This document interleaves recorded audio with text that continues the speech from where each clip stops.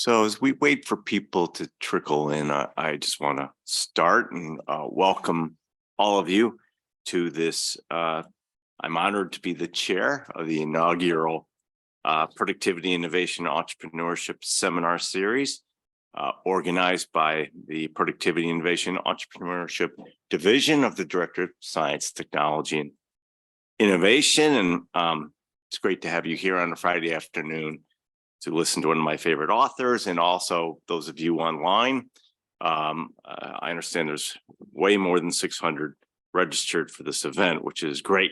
And so the real purpose of this seminar series is to invite in leading thought leaders and economists and policymakers to discuss the micro, macro challenges to economic growth that OECD countries are currently facing, and inform the debate on effective policy responses.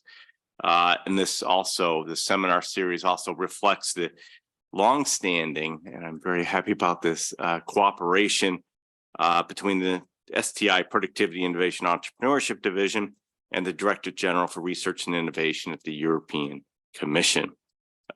Today's seminar tackles the widely debated topic, seems like in almost every capital now, on rising corporate market power, which of course is a concern and is instigating a lot of regulators to up their games. And we're very fortunate to have James Bessen as our speaker. I've had the good pleasure to know Jim for a couple of years, and I cannot think of a better opening speaker for this seminar series. He's an economist, he's a technologist, serving as the Executive Director of Technology and Policy Research Initiative at Boston University. But I think what really differentiates Jim is his experience as a successful innovator and CEO of a software company. His expertise includes studying major economic impacts of technology and society, and he's published extensively on the topic through academic papers, magazines, and books, and love his article about automatic teller machines and tellers. The latest book, The New Goliaths, Jim examines the impact of technology, data, and knowledge on the competitive balance of the business world. I highly recommend the book. He suggests ways to restore the balance and promote business dynamism. Now, very quickly, just a few, so we move into the seminar. Basically 3 blocks to this afternoon. First, I have the pleasure of hearing some opening remarks from the OECD Secretary General Mathias Cormann, and then from Signe Ratso, the Acting Director General for the DG Research and Innovation, the European Commission. Jim will then share his insights with us, and following that, we will engage in a discussion with Chiara, Criscuolo, the head of the division, and all of you here. So I very much look forward to the Q&A. As you may know, Chiara is the head of division. She's done some really interesting work on concentration, which Jim may refer to a little bit. He knows it well as work underway right now. Just to conclude, remind everyone of a few house rules. We're clearly in a hybrid format here. Some people in the room, a lot of people online. For those of you who want to ask a question, there are microphones here at the table. For those of you who aren't at the table, there'll be a roaming wireless microphone. And for virtual participants, we welcome you to ask questions through the Q&A feature in Zoom via the chat.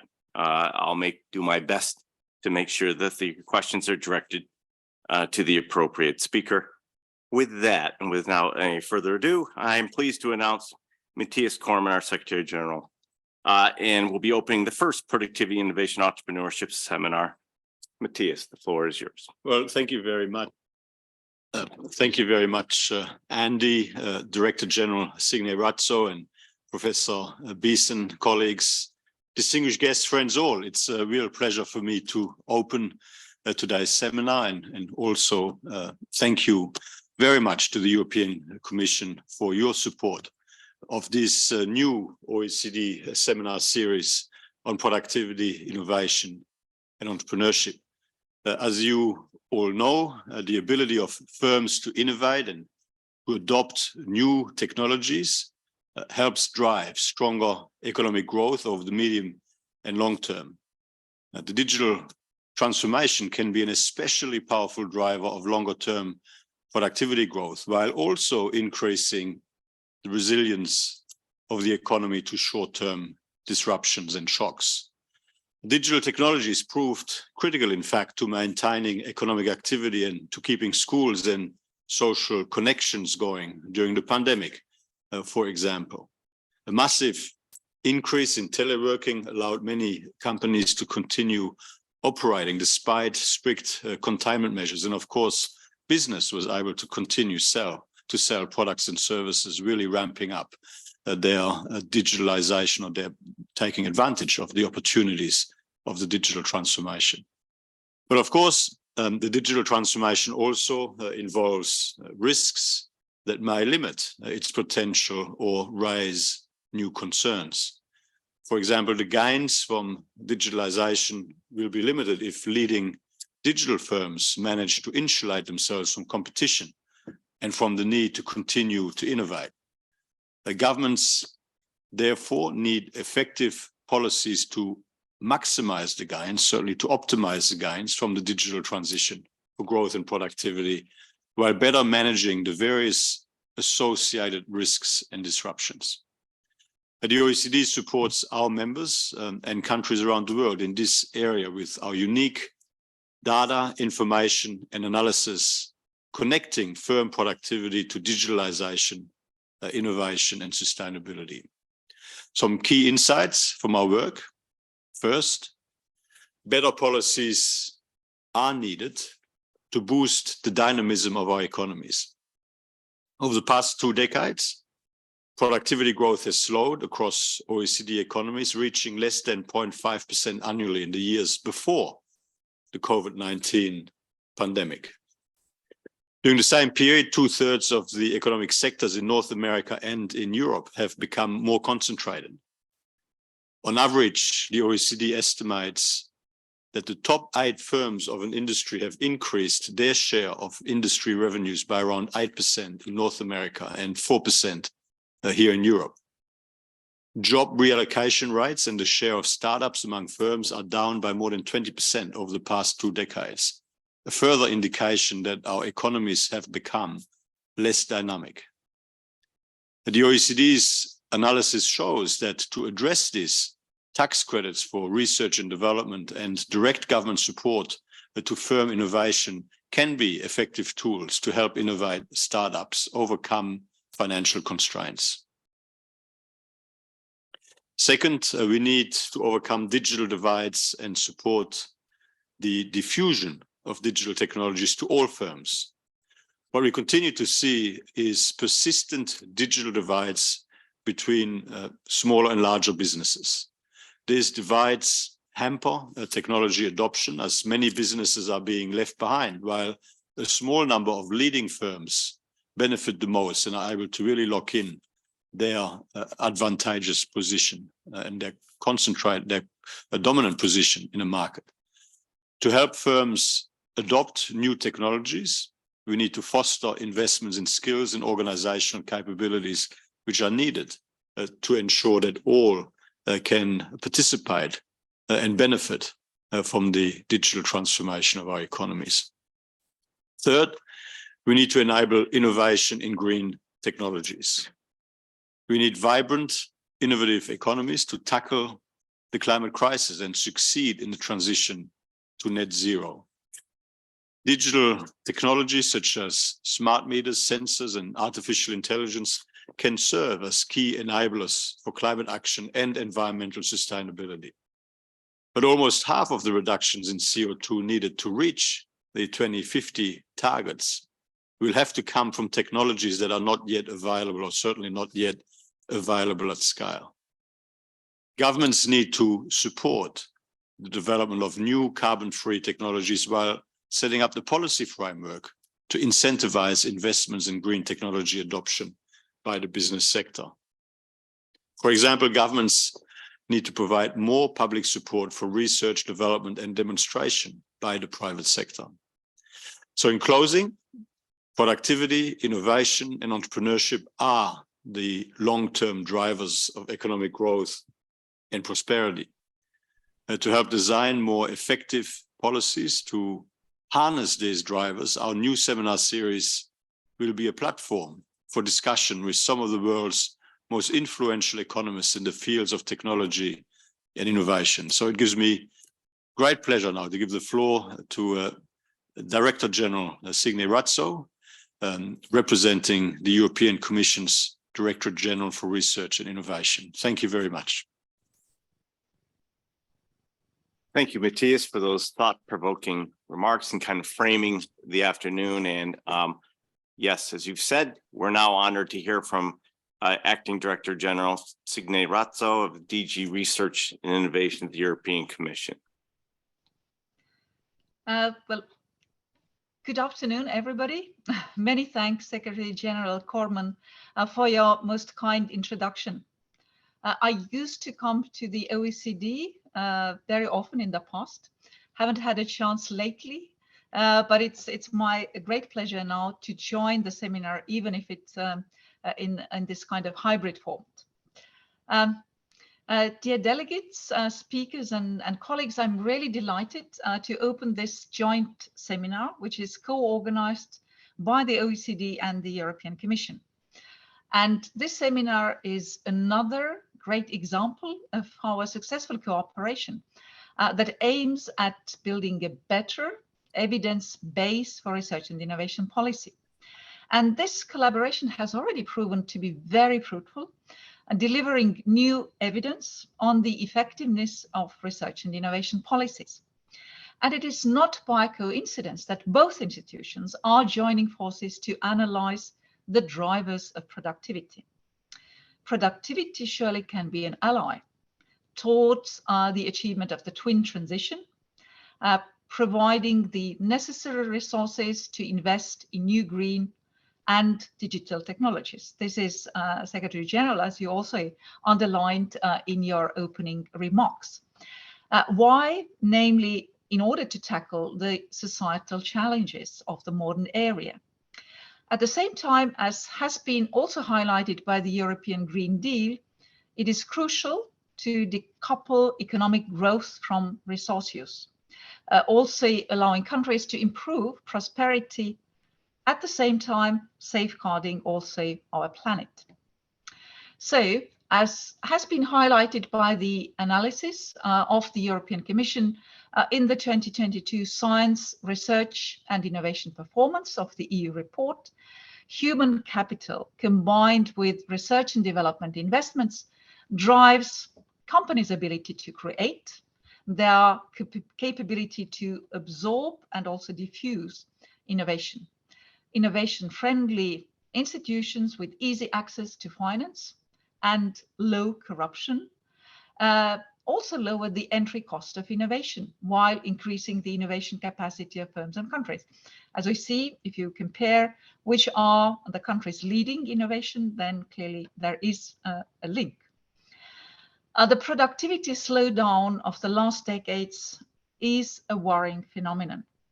And as brilliantly explained by Chiara, Criscuolo and her co-authors in an insightful chapter, which was drafted for the 22 Science, Research and Innovation Performance of the EU report, one key determinant of this phenomena is the rise of the digital and knowledge-intensive economy.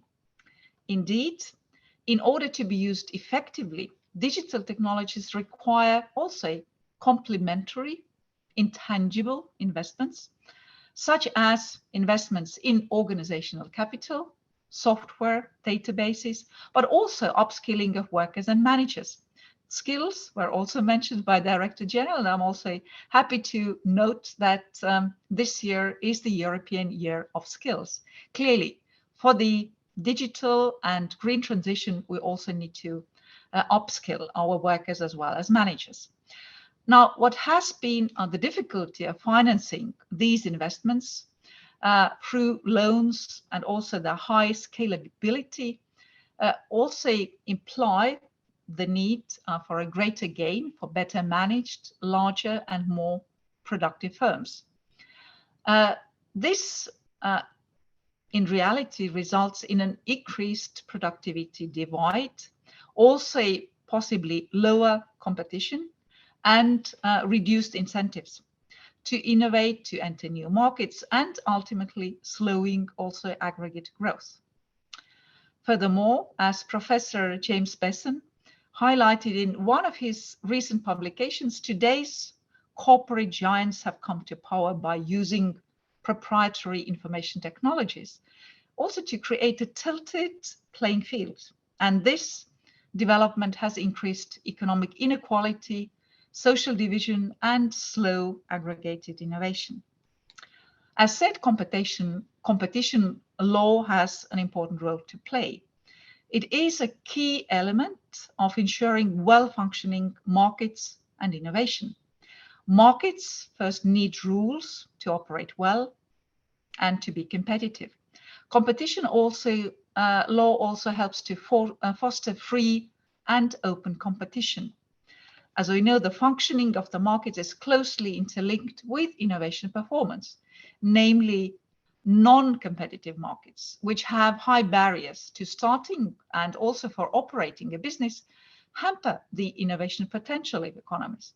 And here, Professor Agion's work on inverted U relationship between product market competition and innovation is certainly a guiding evidence. And in this context, rising phenomena such as data-driven network effects and killer acquisitions raise new challenges for the regulators, indeed. The EU support to OECD projects underline our commitment to use science for policy, using quality microdata, but also cutting-edge quantitative methods namely to investigate the drivers of productivity growth and also identify policies which are capable to enhance prosperity in the EU. Let me just mention two particular projects that we are just launching this year with the OECD. The first one, which is called MAP Prodigy, will provide further research on the role of productivity and business dynamics to drive a fair and sustainable recovery, which clearly is needed now. This work will also contribute to a deeper understanding of technology adoption and diffusion, with focus on relevant areas such as environmental and digital technologies. The second project is called Bridge, and this project aims to provide a comprehensive evaluation of the innovative startup ecosystem across European countries, particularly in light of the COVID-19 crisis. So these projects are just two examples of what we can achieve together. And I very much hope that our successful collaboration continues over the years to come in order to strengthen the analysis of relevant topics for research innovation policy. I very much look forward to the presentation of Professor James Bessen, but also to the panel discussion, which will certainly bring new insights on the policy implications as regards software innovation, market concentration, and productivity growth. So with that, I really wish you all very insightful discussions in the course of the seminar. And many thanks again for the opportunity to come in. And I see there are already more than 300 participants. So thank you very much. Thank you, Signe, and for your great intervention that I think sets the context, but also for your collaboration and partnership on this, a lot of our work, but including this seminar series. Now, without any further ado, I turn the floor over to Jim. And Jim, you have 45 minutes. There it is. Hi, well, thank you for inviting me. It's a real honor to be here. My work is focused on the US because that's where my experience is, where my data and research are focused. But it's so great to be here because the researchers here are in many ways complementing and providing a much more global picture, at least for the developed sector of the world, about what's going on. The book is titled New Goliaths, and the focus is on, in some ways, the large companies and their changing role in the economy. But it's really more than that. It's an argument, and I'll make this argument today, that technology is changing the very nature of the economy in critical ways. The institutions are changing in important ways. So we're used to understanding that technologies come along since the Industrial Revolution, and they bring new productivity and allow us, they've been responsible for tremendous growth in standards of living. Occasionally, though, technology does something more. It actually changes economic institutions. It changes how the economy operates. And I'm going to argue that that's part of what's happening today. So it's not the first time arguments like this have been made. In the 1990s, a lot of people wrote about the new economy, that digital technology, because it was cheap, low-cost computers, relatively inexpensive software, it was going to level the playing field. It was going to allow small companies to innovate, to come up with new ideas. They could focus on their core competencies and outsource the rest of what they were doing. And in that way, they could enter industries where they could not have competed before. With their innovations, they could grow and eventually disrupt the incumbents. So we're going to have a much more vibrant economy. And for a while, that played out. But 25 years hence, it doesn't look like a very good prediction. So instead, and I'll document some of this today, what we're seeing is growing dominance of large firms, declining disruption of major incumbent firms. We're seeing slower growth of innovative firms, less diffusion, meaning the innovations spread more slowly throughout the economy. And as a result, we're seeing slower productivity growth. The reason I'm going to argue is in part new technologies and how they're being used. So we occasionally in history see episodes where technology does alter the economy. That's not the typical thing. You see something coming along like, say, electric automobiles. They bring greater productivity. They bring a more sustainable economy. But aside from the auto industry, they're not changing the way economic institutions operate. With the digital technologies, we're seeing something different. They're transforming the economy. Think of the Second Industrial Revolution as a time where there was a similar, perhaps comparable, transformation of the economy. So the late 19th century, early 20th century, we saw industries arise where there were major economies of scale: steel, petroleum refining, sugar, many, many others. These large firms could operate and produce at much, much lower costs with new technology. And that changed a variety of aspects of the economy and economic institutions. So the nature of the firm changed. Firms were much larger, but they were also, for the first time, organized hierarchically. The firms introduced the notion of middle manager, which hadn't really existed before. Labor markets changed. We now saw the rise of industrial unions. The difficulties of raising a labor force that was skilled became prominent, and there were new institutions that arose to fill those gaps. We saw a change in the way innovation happened. We saw the first, for instance, R&D labs. Innovation became an intentional activity that firms undertook. We saw changes in competition. So the big trusts, as they were called in the US of this time, became monopolies or cartels, and they exerted great market power and also great political power.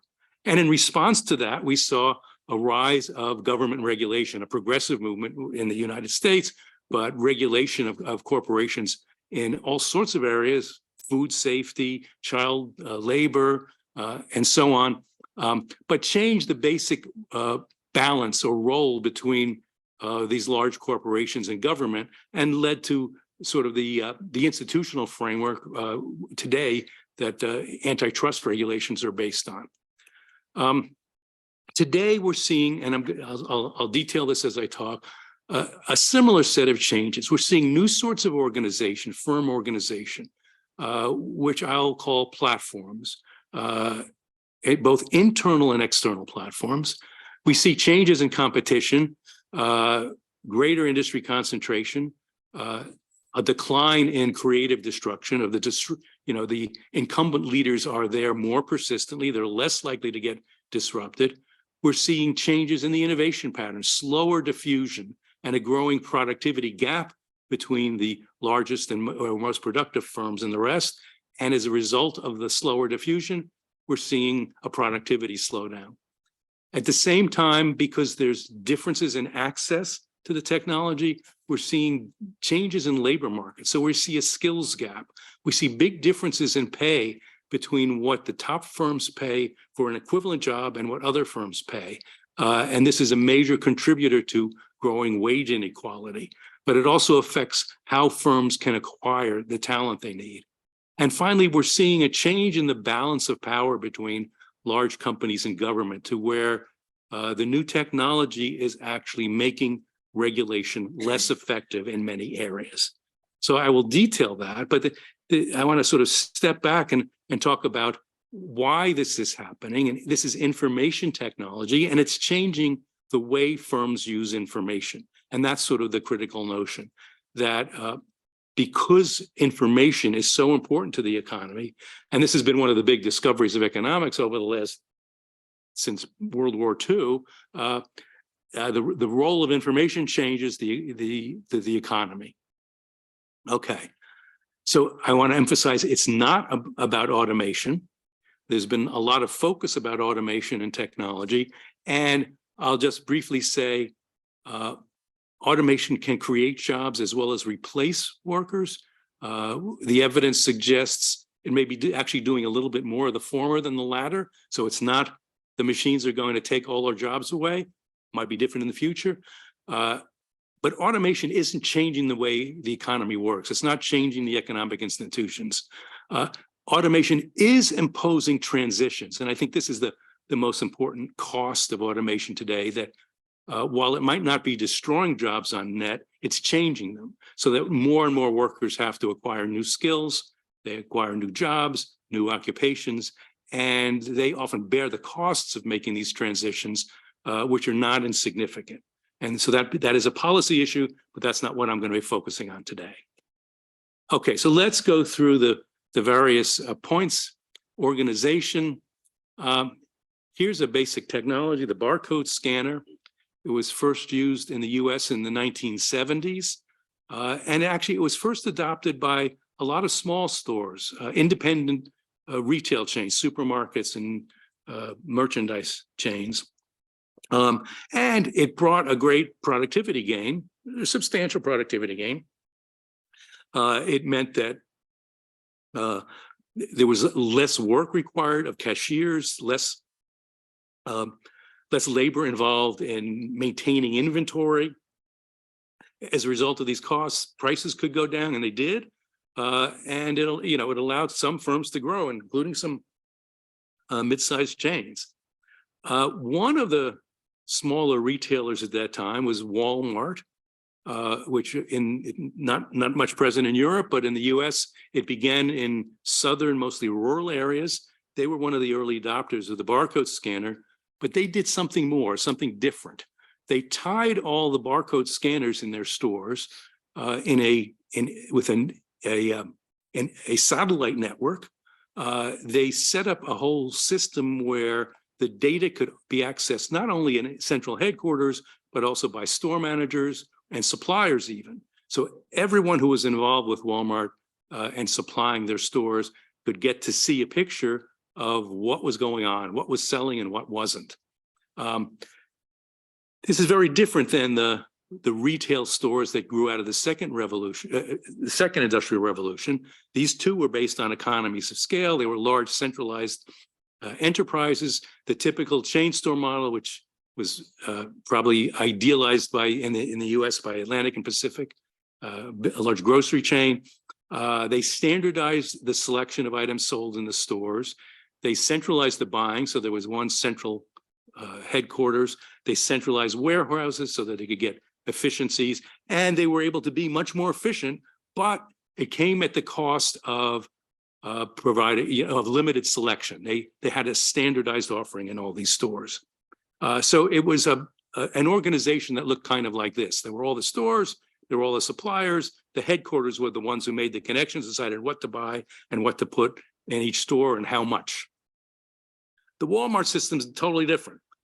It's everybody has a say. Everybody can contribute. Headquarters, suppliers, and the store managers. And as a result, they can be much more responsive to their customers. It's enabled them to stock many, many more items in the store. So there's greater selection, which is more attractive to consumers, one-stop shopping, as they call it. It made them able to respond much more quickly to changes in demand and to local differences in demand. Some stores wanted snow shovels and some stores didn't. It reduced their warehousing costs. They could much more efficiently get the items to the stores. And so it provided them the efficiency that the large chains had, but it also allowed them to address the heterogeneity of their customers. And as a result, they grew from 3% of the market to over half of it in 2012 and became the world's largest retailer. So what's going on here? What is it that information technology does? The usual story people say is, well, it's, it cuts costs. That we have software, it's a fixed upfront cost, but it's then cheap to reproduce. The computers are getting cheaper all the time. So we're seeing, productivity gains from lower cost software. And that's an important aspect. But the important thing that's going here is something different. And I want to emphasize, which is modularity reduces the cost of managing complexity. That it's much cheaper to, if you have a software system, to add new features or to add new product selections. So you can increase store variety, or you can increase the features in your product, or you can target your products and your advertising to different individuals, who have different needs and wants. So it's providing things in a different dimension. So this is where information economics comes in. This revolution in 20th century economics, focusing on information, began with Hayek, who was initially arguing against centralized planning, that the socialist centralized planners would necessarily lack information about heterogeneous demands and the actions of heterogeneous economic agents. And he argued that we needed a price system, markets, in order to coordinate the economies. Of course, large-scale enterprises, such as emerged from the Second Industrial Revolution, also engage in a significant degree of central planning. That's the model, right? They can engage in mass production, but they have to do it with standardization. They become more efficient by offering standardized products. In the US, Henry Ford famously said, customers can have cars in any color they want, so long as it's black. Of course, the automobile industry has introduced many colors and models since then, but nevertheless, it's been a model where there are only a select number, a limited number of different colors and models. And as a result, they can address some customers very well, others less well, but they can do it at a low cost. So they can get the least common denominator well addressed. And that's the mass production model. What we're seeing with information technology is this combination. Firms can now offer both efficiency and address heterogeneous needs. And that's very important. So it's important not just in retailing, but in lots of different parts of the market. So we see in retailing, we're seeing advanced logistics and inventory controls. It allows firms like Walmart or Amazon to provide better selection, to respond to changes in demand more quickly. We're seeing it in manufacturing, where increasingly products are based on software. An aircraft today may require a model from the ground up, may cost $25 or $30 billion to design. A new automobile from scratch is going to cost $5 or $6 billion, and it's going to involve 100 million lines of software code, and a car may involve 100 computers. This all gives automobiles much greater flexibility, all sorts of features that you don't even know what they are, but they're reflected in the drivability or performance of the car. We've seen targeted advertising, finer targeting. We're all familiar with Google and Facebook and how they target ads at us. they can do this much more effectively than advertisers in the past. We're seeing targeting in terms of products in other markets as well. So for instance, insurance or credit, the top 4 banks in the US account for 57% of the credit cards issued. So we have a small number of large banks that are able to collect a tremendous amount of data about customer transactions and use those to understand what they can sell to different people, who's going to buy what sort of credit, and they target the marketing to these people as well.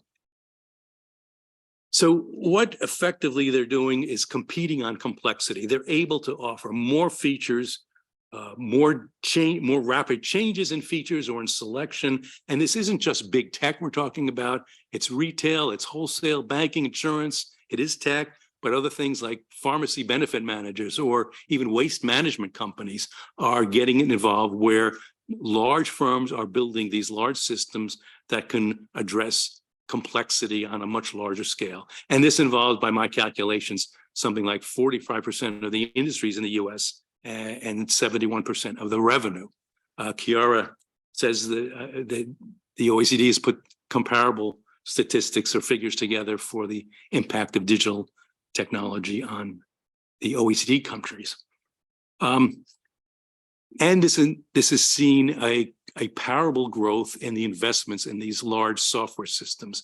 So the US firms now spend about $250 billion a year on their own software development. That's only a component of the system. It's the software they developed in-house, but these systems also involve hardware, purchase software, custom-built software, and data. And it's large firms who predominantly dominate in this own software. So this chart shows you that it's the firms with over 1,000 employees who are responsible for the lion's share of software developers employed. And by the way, that excludes the this computer and software publishing industries. This is just private industry. So they're putting the software together in what we call platforms. A platform is a body. You think about the Walmart system, it involves not only their own software that they've built, it involves a lot of computer hardware, it involves a satellite network, it involves a new form of organization where the store managers and the suppliers are all working differently, and it involves a huge amount of data, basically every transaction at every cash register in every store. So they put this all together and organize it in a way that allows them to do new things and do them better. There's a lot of talk about multi-sided platforms, and I'll get to this a bit later, open platforms. I'm not just talking about that. So Walmart is not providing, well, it has a website and it is providing, an open platform in that sense, but most of Walmart's platform is a proprietary in-house platform. So just think about that for a minute. There are 2 dimensions we can think about platforms, whether they're one-sided or multi-sided. Multi-sided meaning they're coordinating things between different groups of users. So Walmart is coordinating things between store managers and suppliers and central headquarters. Amazon's marketplace is coordinating things between third-party sellers and consumers. But we also have one-sided platforms. So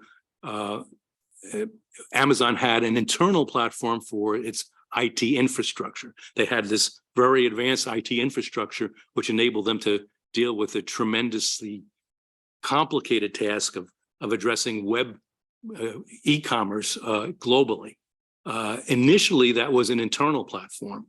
A one-sided platform, though, it was just for their own users, to their own developers to use their IT services.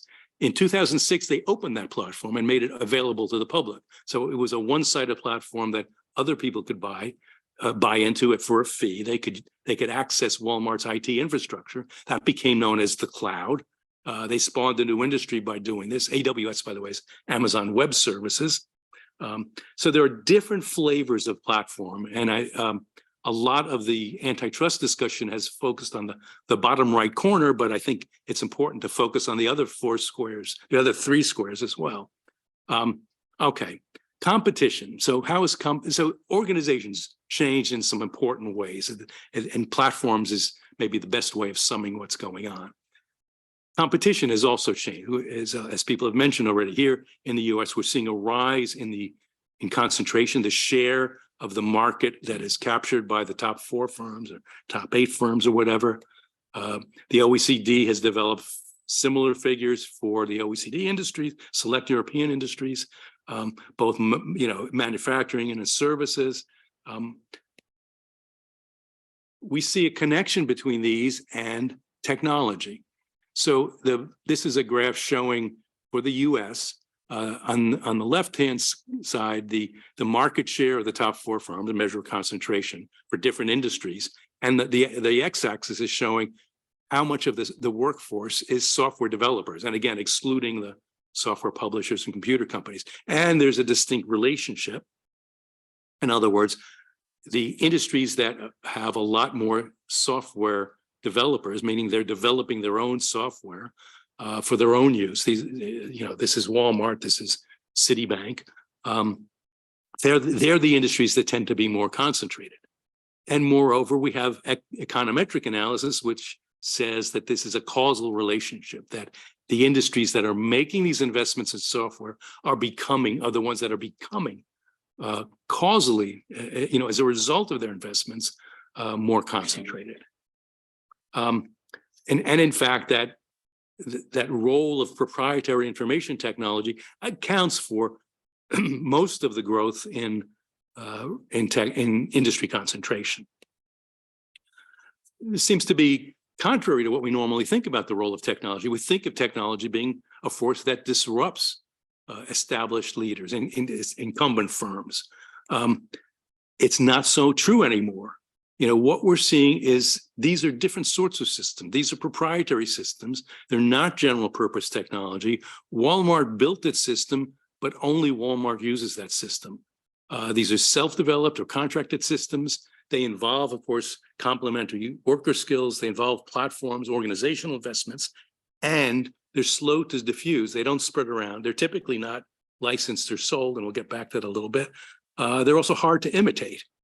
So these are restricted to a small number of large firms, and that points a different picture about disruption. So this chart shows the disruption rate over time in the US for publicly listed companies. Basically, what it's showing is the probability that a firm that's in the top 4 will not be in the top 4 years from now. During the 80s and 90s, this rose. Things were becoming more disruptive.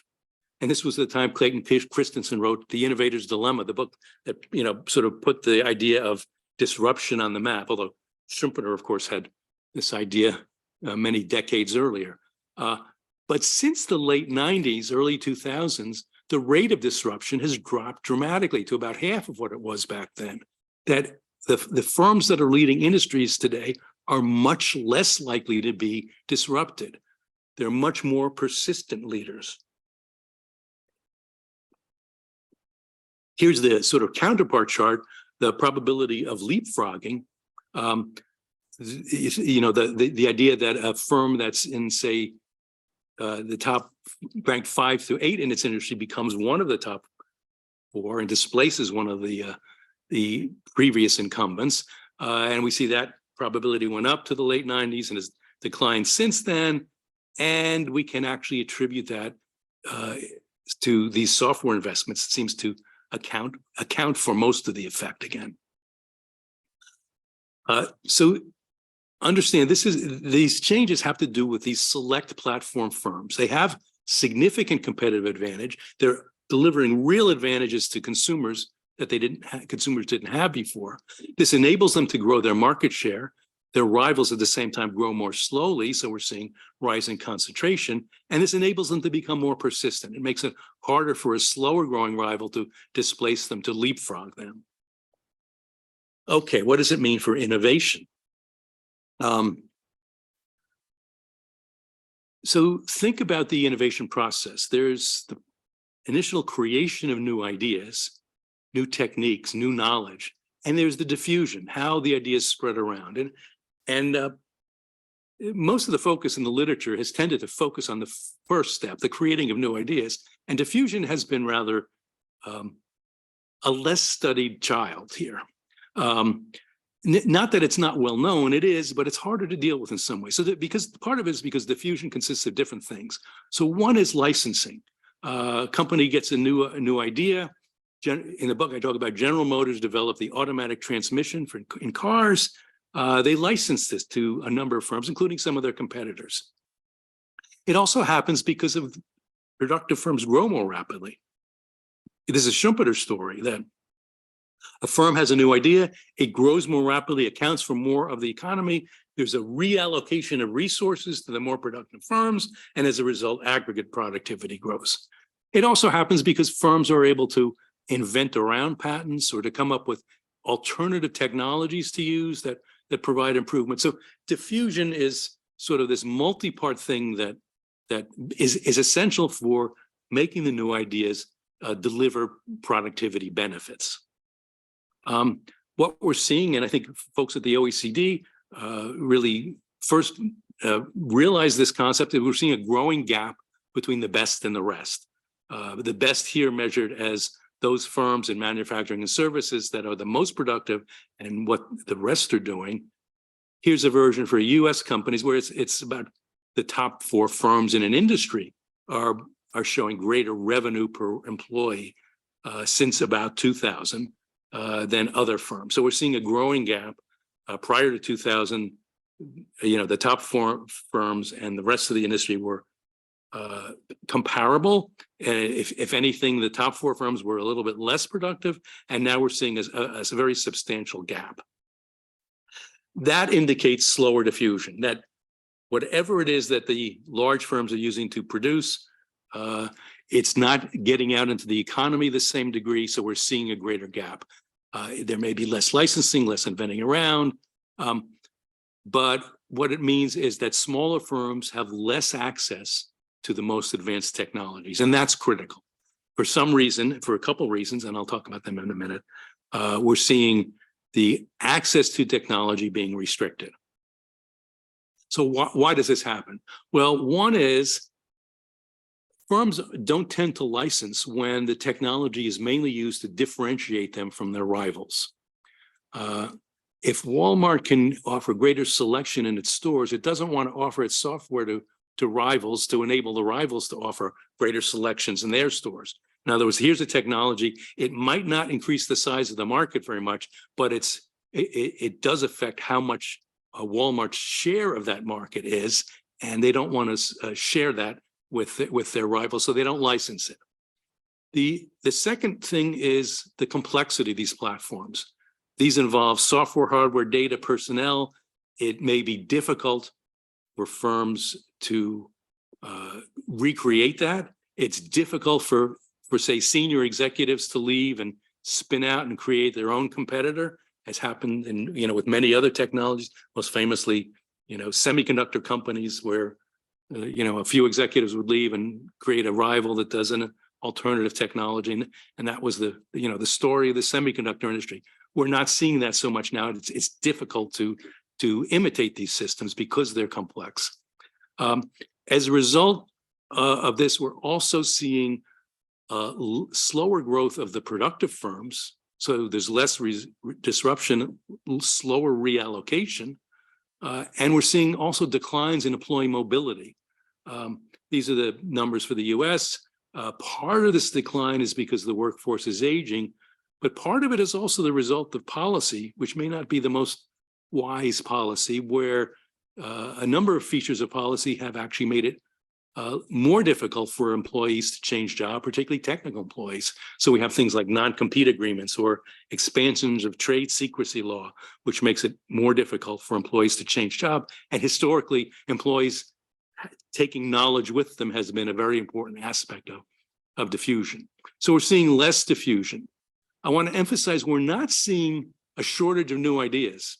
This chart shows the number of new firms. The solid line is new tech firms. The dashed line on a different scale is the number of all new firms, including restaurants and whatever.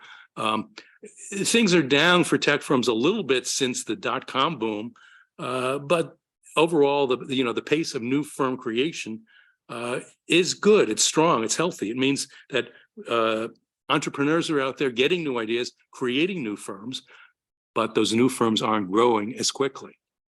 It's also not because they're not getting financing. That we're seeing really peak levels of venture capital financing now. So there's plenty of the last year has, and since the pandemic, things have changed a little bit. But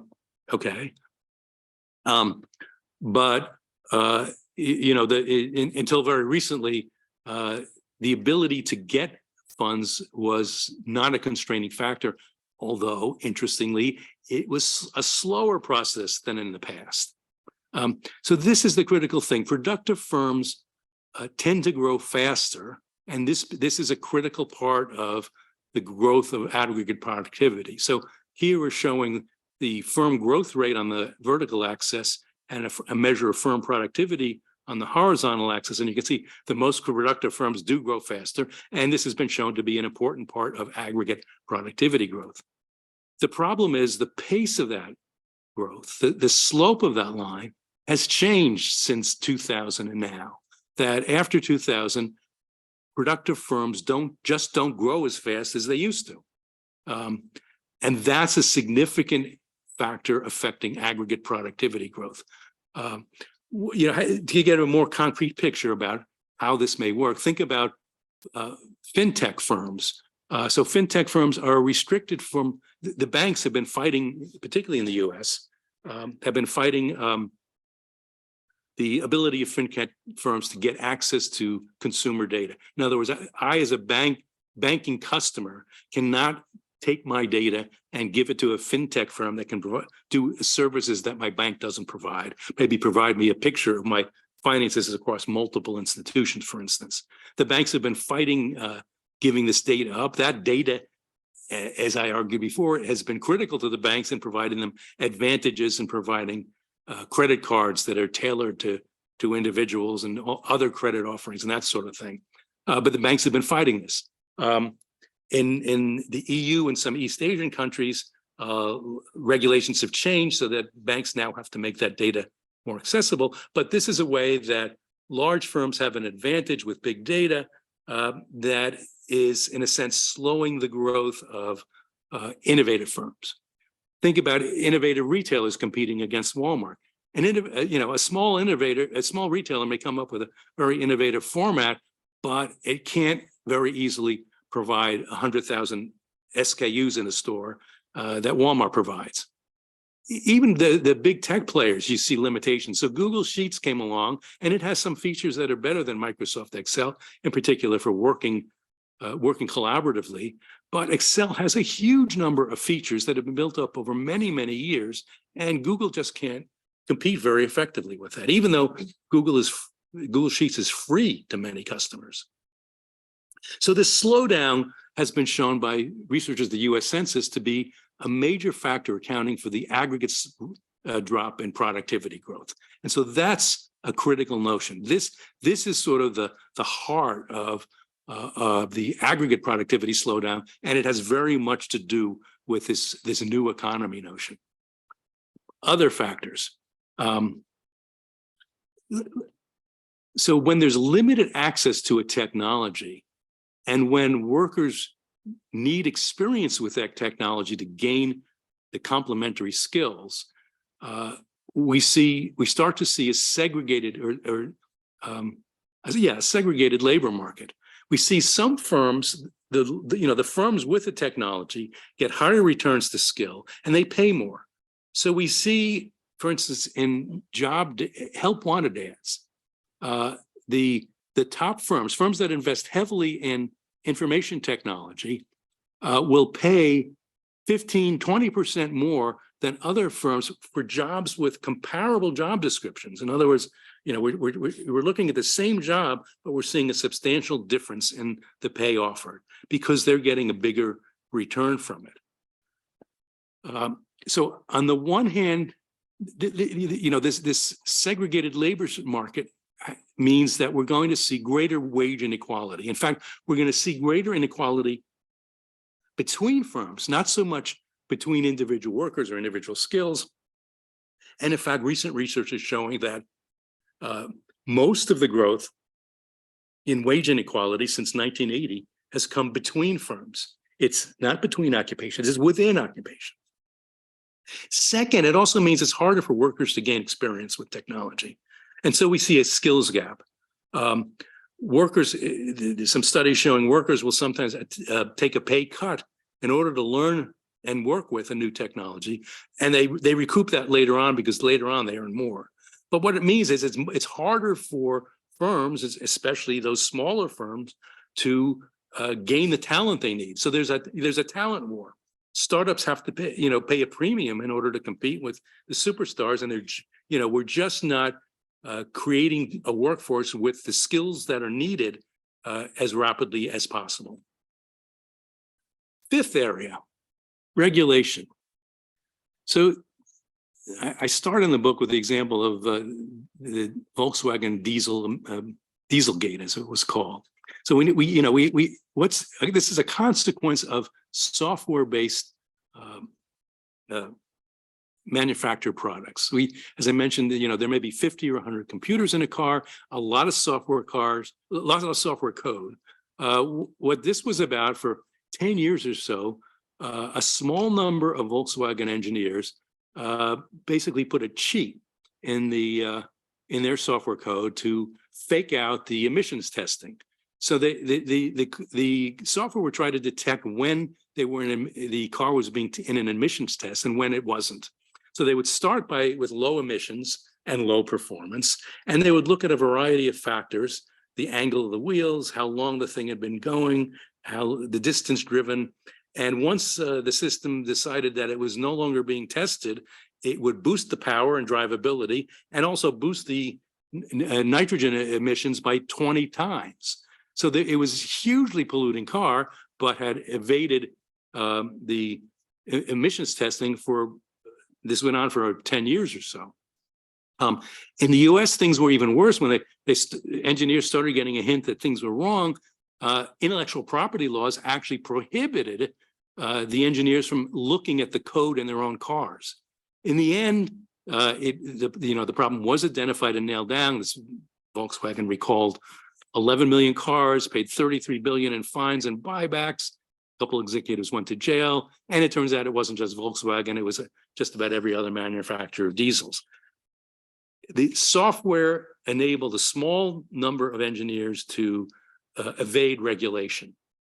The Boeing 737 MAX, another software failure, if you will. They did a redesign, they added a feature to pass a federal aviation test.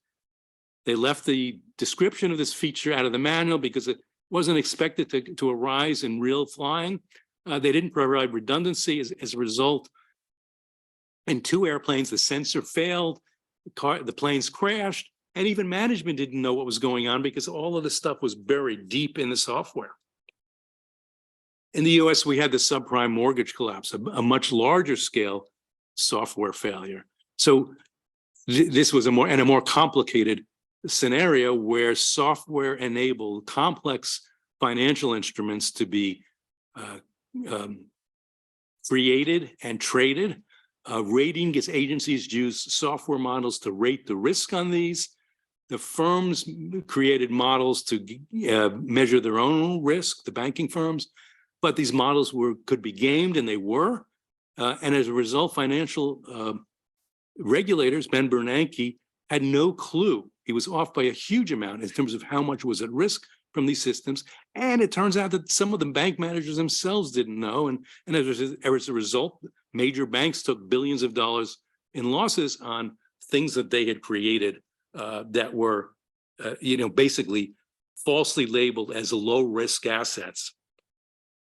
So the bigger story here is regulation. It depends on information. And more recently, it depends even more so on information. So it depends, regulators depend on expertise, often from the industry. We have these mechanism design systems. We can develop, economists know how to develop efficient means of overcoming cases where they can't access the information that, say, private industry has, but those still depend on measures or information.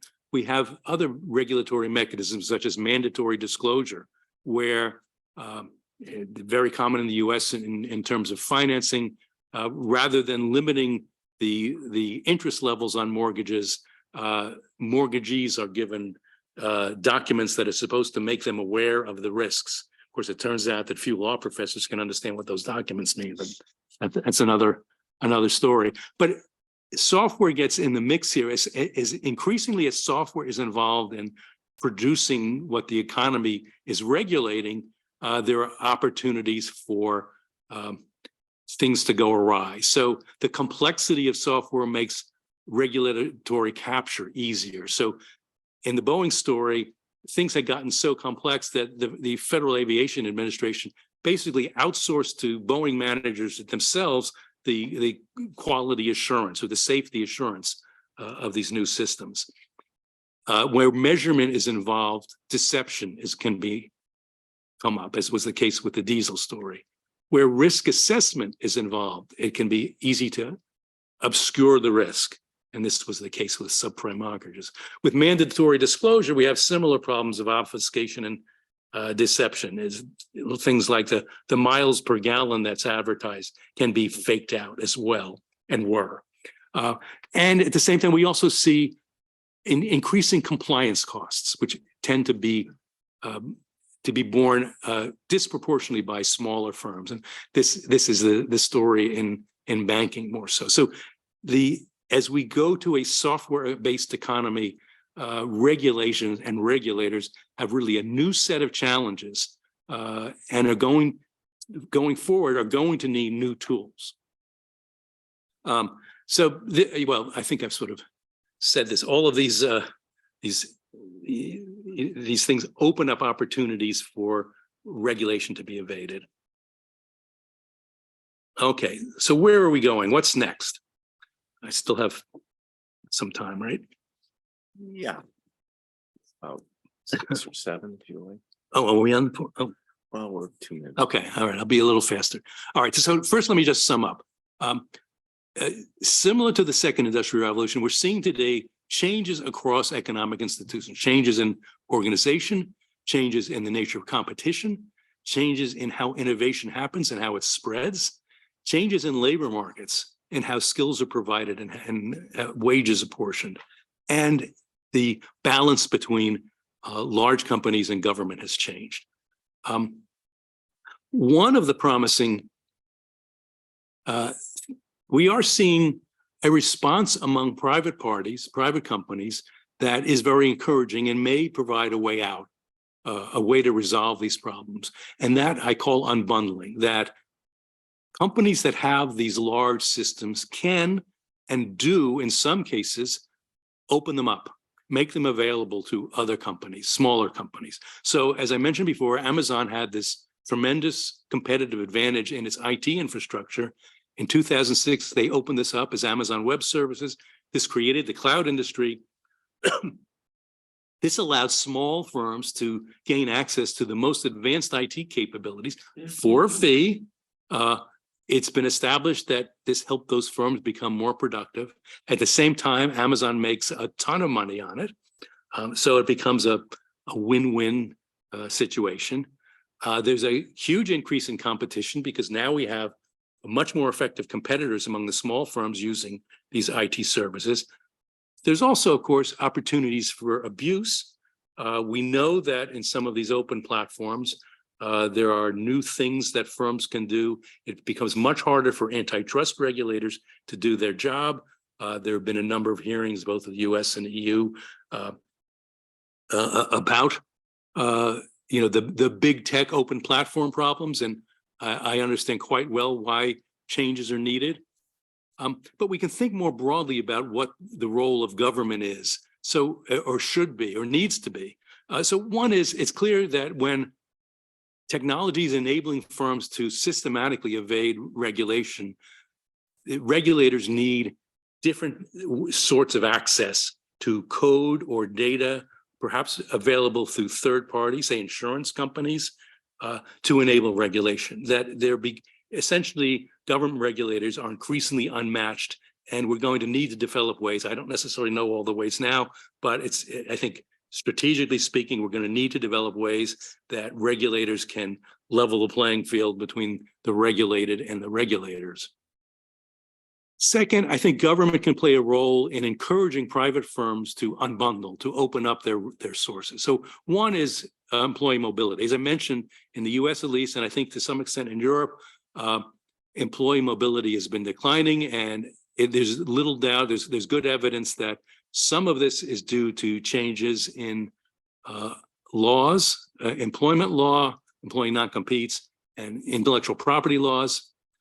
In other cases, government can play a role in terms of compelling firms to open up, particularly where there are antitrust violations. So it's been traditional in the antitrust world that they will, in terms of resolving cases where firms have, monopoly power and may have abused it, they will impose consent decrees, in some cases to settle litigation, that make licensing of technology or licensing of patents available to all. So a famous example was Bell Labs was forced to license their semiconductor technology, and that spawned the modern semiconductor industry. I think that, in other words, these kind of tools are in the antitrust toolkit, but we have to think not just about licensing patents, but also licensing data or licensing software platforms or licensing software code even. There needs to be a balance between increased access and the initial incentives to innovate, but it's clear that there's improvements that can be made along those lines. An example of this is the fintech I mentioned in the EU and some other countries. We're seeing big banks being compelled to make their data available. I think this will happen eventually in the US, but it's been a slower process.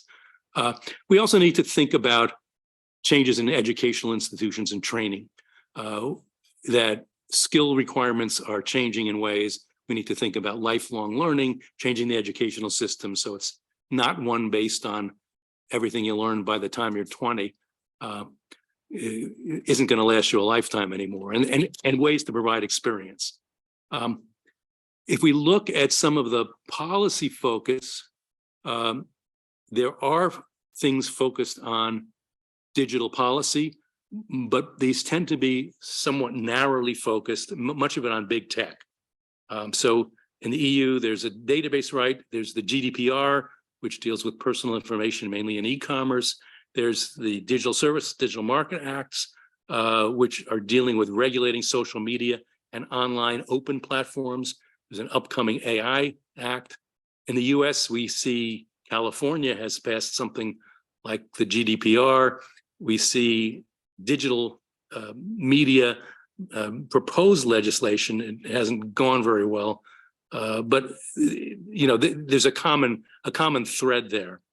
I'm going to simply say that may all be good and well, but it's not necessarily addressing the deeper problems that I'm seeing here. That one, big tech isn't the problem here. Big tech is a small part of the problem. There are only in the US, 3 to 4% of gross output. Software intensive industries, the ones who are doing these systems, the Walmarts and the Citibanks, they're a much larger problem, part of the economy. Nor is it just about US big tech firms. And I think that sort of the flip thing here is open platforms are part of the solution. And that's what we need to emphasize, that yes, open platforms do require enhanced antitrust oversight, but we don't want to discourage open platforms because that's where we want firms, and we want firms to increasingly open up. We want them, we want the Walmarts of this world to open up their platform so that other firms can perhaps use their warehousing capabilities.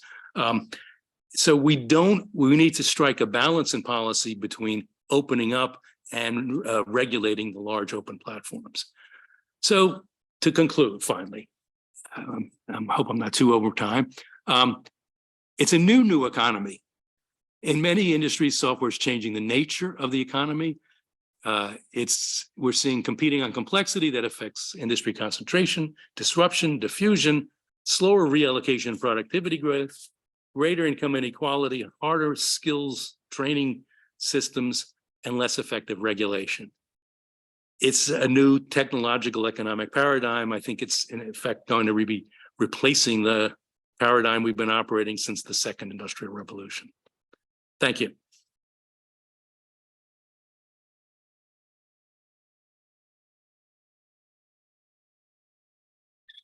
Jim, that was brilliant. But before we start the discussion, let me let Chiara now intervene and give some of her thoughts and reflections on this, but also her own work, which resonates very closely to yours. So thank you, Jim, and thank you, Andy. I will be very brief, much briefer than I would have liked to be, but I think you gave a great talk, and most of the things really resonate with our own work at the OECD. And I should also say we have a huge number of very interesting questions waiting for you, so let me give the space to that. So let me perhaps start by saying that the book is pretty impressive for several reasons. And I think there is a very nice, I would say, conducive thread along the book that kind of goes from the 1990s new economy paradigm, where I call it the new economy of many Davids, where really digital technology was the key disruptive factor, to then get to the 2020s, I would say, new Goliaths paradigm, where really, the digital systems and own proprietary software that have been developed are actually used to slow down, I would say, competitive forces across the economy, but also the diffusion, and you mentioned licensing that has kind of disappeared, but also is much harder to learn. So this has led to less disruption and less leapfrogging. This is, I would say, the thread that goes across, but you touch across so many things that I wouldn't do justice if I looked at everything. So I just wanted to mention a couple of key things, and let's skip this, and then I'll go back. This is, to me, the key, I would say, the key innovation of your book and what really makes it special. So, there has been a book that we presented here at the OECD by Haskell and Westlake that really focused, I think, on the scalability of and the importance of scalability of intangible capital to really explain why we are in a new paradigm, in a new economy. I would say the innovative part of the story, and that really comes across from your book, across every single chapter, I would say, is the importance of complexity. And that, I think, is very innovative and makes the narrative much, very compelling. And in two ways, and I mean, you said it very nicely, you mentioned the fact that modularity of software really reduces the cost of complexity, and so really allows the more successful firm, the digital firms, to target and to customize and to deal with the heterogeneity of customers. So you have this efficiency with the capabilities of satisfying heterogeneous needs that you didn't have in the previous era. And so, but you also, and that's something that we have worked a lot here at the OECD, it highlights how the complexity needs this complementary investment by firms, and not everyone can have and can do these investments, and therefore that's what slows down the diffusion machine. And you mentioned some of the evidence. Let me show you some that I think it's important. This is work that we have done thanks to the project that Director General Ratso mentioned, Multiprod. We really see that the strength of the catch-up has been really much slower in sectors that are more digital intensive. You look at ICT software developers. We look at digital intensity across different dimensions, ICT equipment, software intensity, use of intermediates, and so on and so forth. So it's a sort of similar approach, but with different measures. But we also look at the knowledge intensity. And here is very much about, and we have more work looking at this, for example, focusing on Italy, that really shows that these lagging firms, the ones that have to catch up, may actually don't have the necessary absorptive capacity, the necessary skills, these complementary intangible assets, whether it's management, whether it's the workforce field, whether it's the organizational capital. And so they can't benefit from the digital technologies and they're lagging behind. So just to say, you have a lot of evidence for the US, which is very complementary to the work that we have here at UCD. Secondly, and this is something that you didn't mention in today's talk, but I know you have worked on this, it's not only about concentration. And again, we showed that is very much an issue of an increase in high intangible intensive sectors. Is also about an increase in markups, and especially amongst these top firms, the ones that have the largest market share, that we have seen an increase, especially again in high digital intensive sectors. So just to say, very complementary to your work. And then finally, let me go very quickly. Don't worry about all of this, we'll get that. One question that I think I have been posed many times is whether, COVID-19 will change things. I think, again, we'll see a larger discrepancies between these top firms and the rest. We see a large increase on also mergers and acquisition. We didn't talk about it today, but killer acquisition is a new, I think, feature also of the economy. And again, this is something that, perhaps we might see more coming in the future from the work that we are doing. Let me stress two things and then I'll stop. I think one important part, and you took the example I wanted to make, the one on the Dieselgate, so I'll be very quick on that. But I think one important feature of your book is really to discuss the importance of being able to regulate complexity. This is something that it's a very complex issue, and we need to do more work on that. The importance of data portability and interoperability, you mentioned this, and mobility of workers. The unbundling, this is something that I think you raised also now in the talk. There are the pluses and minuses. There is the risk of abuse. And so that's something that I think it would be a nice issue to discuss further. Secondly, I think skills. In the book, you make a very strong case for the skills gap, and there is much more that governments and policy can do in that respect, but also any policy that can lower diffusion and boost absorptive capacity. Again, it's something that you make very strongly in the book. So let me stop here and then give the floor for the very important questions that have been posed. So let me now open up the floor to, thank you, Chiara, sorry. Open up the floor for questions. I just want to do a little housekeeping here. Those of you online, it would be good if you could send your questions using the Q&A function of Zoom. And those of you in the room, you just need to wave your hands. If you're at the table, you have a microphone. If you're not, I would encourage you just to come to the table. There's some open seats. But what I like to do is start with Jens Lundsgaard, who helped pull this together today. Thank you, Jens. So you get the first question. I would ask for the questions to be focused, and whether it goes to Jim or to Chiara. Thanks. Wonderful expose. What does all this mean for the green transition? We need plenty of new technology to reach net zero. Some of it is based on fundamental research. We need to upscale, but we also need businesses to be involved, because a lot of that is pretty practical in its application. Thank you for the US Inflation Reduction Act. That at least is a boost. As a European, we're happy to see the Americans coming in here.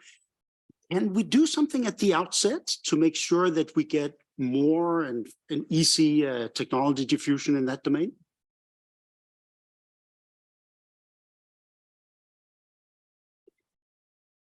I suspect so. I don't know what it is. I think I think it's sort of an orthogonal problem, and we're dealing with a similar set of obstacles and issues. To the extent that we can have standards that are widely shared, that's helpful. So to the extent that green technologies can be standardized and, from the outset, perhaps be open, such as the internet was, for instance, that may be helpful. That will be helpful.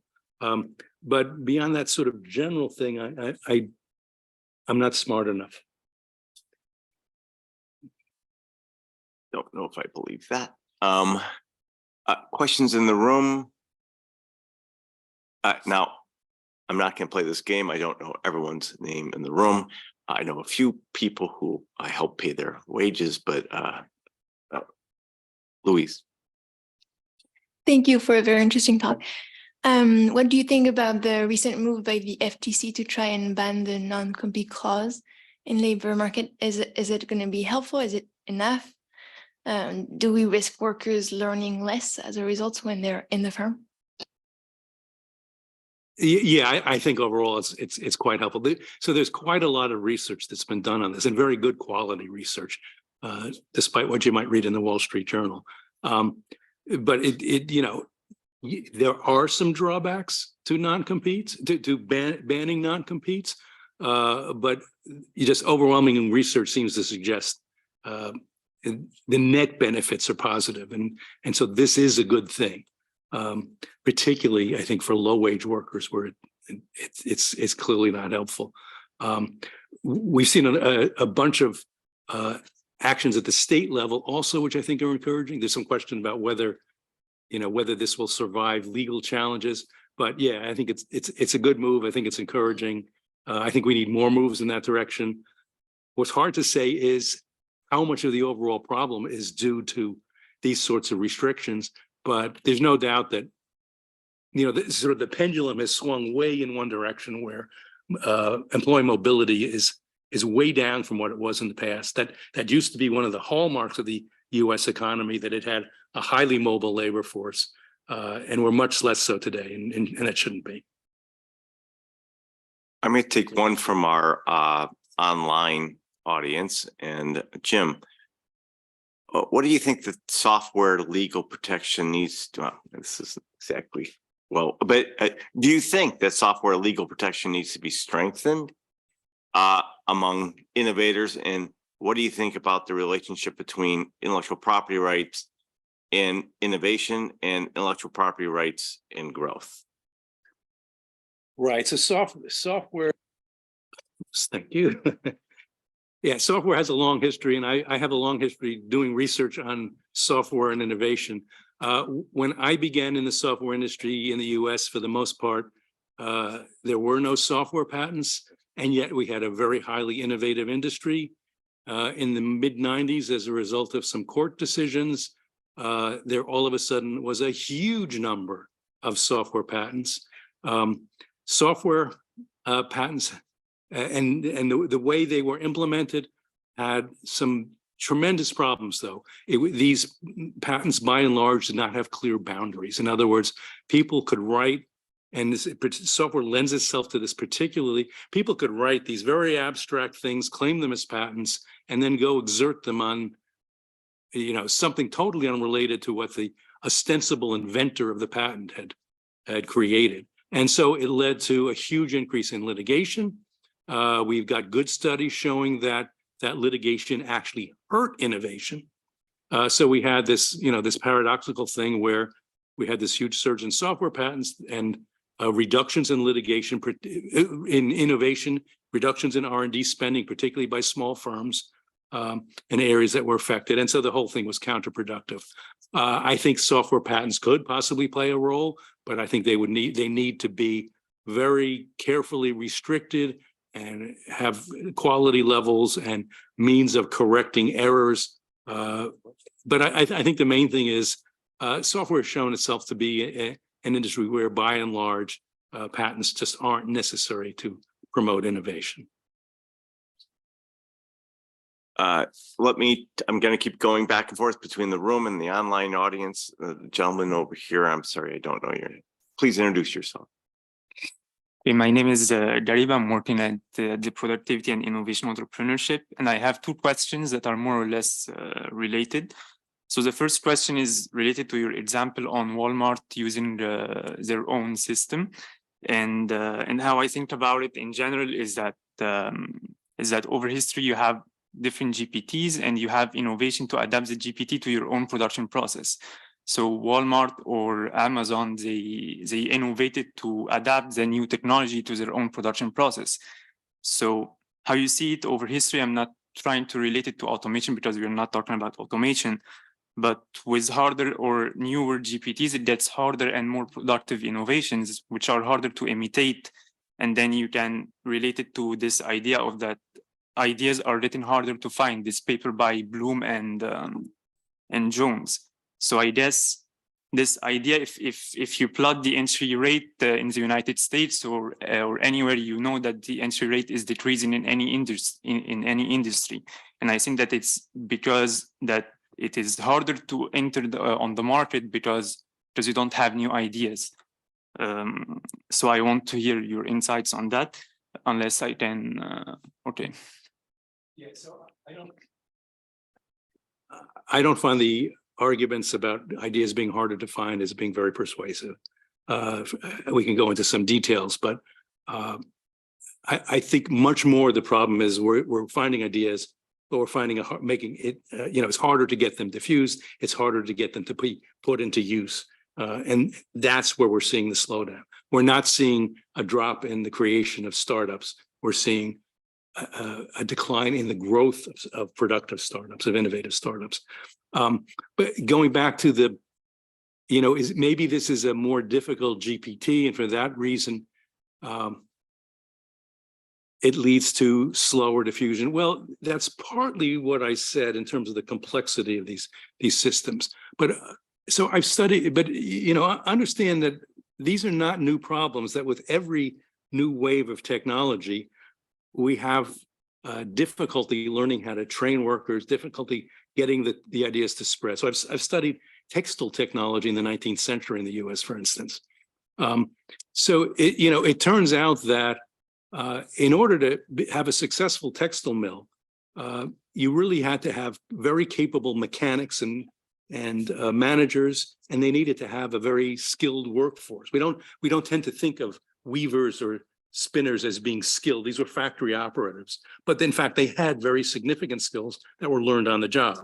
But it was very difficult initially for the technology to spread, because it really very much depended on somebody learning how things worked at a successful mill and then going somewhere else. That mobility story again. This was a much less complex technology than what we're dealing with today. But it was new, it was different, and it still required, a lot of in-person experience. And so I don't think it's a fundamentally different story, but the enhanced complexity is part of what's making things more difficult now. Jim, if you're okay with it, we're going to go a few minutes over because there's lots of questions streaming in and probably more in the room. I'm going to take one from online. Someone who knows his intangibles, Ken Jarbo.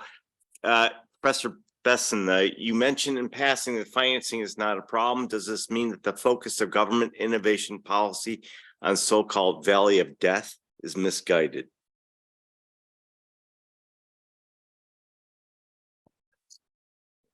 Yeah, no, I don't think that's necessarily misguided. I mean, that is part of the problem of diffusion. Somebody's got an idea, they've created a startup, and depending on how you define the valley of death, there's difficulty in diffusing it, getting the company to grow, getting it commercialized. I think that's still part of the problem, and whether the government programs to deal with it have been effective, I'm less clear about, but I think certainly the intent is a good one. Sorry, we're organizing here. So I'm gonna take one more offline, then I'll maybe come to you, Flavio, but we are running out of time, so if people can keep it. So this question is very much in the news today, last couple of weeks. Do you see the growth of AI and machine learning as accentuating the trends you describe? And I guess I would just talk about, there's been a lot of discussion in the last week about Chat GPT, maybe too much, but about how it might actually threaten Google's control on search and some of these things. Jim. So I think the general statement is AI basically puts all these trends on steroids. It's, you know, to the extent that AI requires or machine learning requires big data, it's going to give an advantage to those large firms that have lots of data. ChatGPT, I think we're in the very early stages. I think it's not clear that there's what the commercial applications of ChatGPT will be. Do I really want to have a search engine that lies to me? Not so clear. I think it certainly potentially threatens Google if they could produce a ChatGPT which was honest or accurate. You know, that certainly would be a threat to Google. Nothing I said, by the way, says that big firms can't be disrupted. They are. Facebook is a firm that's, I think, having you know, deep structural problems today. But it's a general story that the rate at which the big firms are getting disrupted is down, and there's some structural reasons for that. So yes, Google faces threats. Every large company faces threats. It's not clear that the AI is going to change anything that's going to make those threats bigger, and may tend to reinforce the persistence and dominance of the leaders. Thank you. Maybe for the last question, because apparently the previous question helped answer Flavio's, and that would be, are acquisitions of startups by large companies a problem for generating and diffusing innovation? If so, what can regulators do to address it? That's a good question. It's one I think we're just beginning to understand. There's a couple of recent papers that have looked at the effect of acquisition. So acquisitions are tricky. Many startups would love to be acquired. That's part of their incentive for getting in. You know, it's part of their exit plan. It's part of what they want to do. They create a business with the aim that they'll either go public or be acquired. And so that to that extent, it encourages innovation and encourages entry. On the other hand, if you know, Google acquires my biggest competitor and starts pumping resources into it, well, that might make things more difficult for me as a startup. So we're starting to get a picture overall about these things. My sense is there's a couple of recent papers. You know, my sense is one of the surprising things is most of the startups have very little to do with big tech. There are big tech acquisitions. They may, in some cases, lead to a decrease in entry, in some cases to an increase in entry. So it's it's a tricky issue. I think the conclusion of one of these papers is that you know, it needs to be looked at it on a case-by-case basis. It's hard to generalize. I think we'll get a better picture as time goes by. I should mention there are many different types of acquisitions. We see a lot of acqui-hires where basically I've got a friend who created a company with the idea of being bought out. He was bought out and got a very good job, and that was the point of it. I don't think that had much to do with innovation or entry overall. On the other hand, we can there's some well-documented cases in pharma, for instance, where not very often, but occasionally a large company will buy out a competitor and just shelve it. So tricky issue, but I think there's little we can say in general about it right now, and we need to know more. Thanks, Jim. With that, I'm in cognizant it's Friday afternoon. It's been we're a little bit over time. I just want to take this opportunity to first of all thank you sincerely for this and close the seminar. I think it's been incredibly thought-provoking and interesting. I also want to thank the European Commission for their co-organization and their support of this. But with that, please join me in thanking Jim for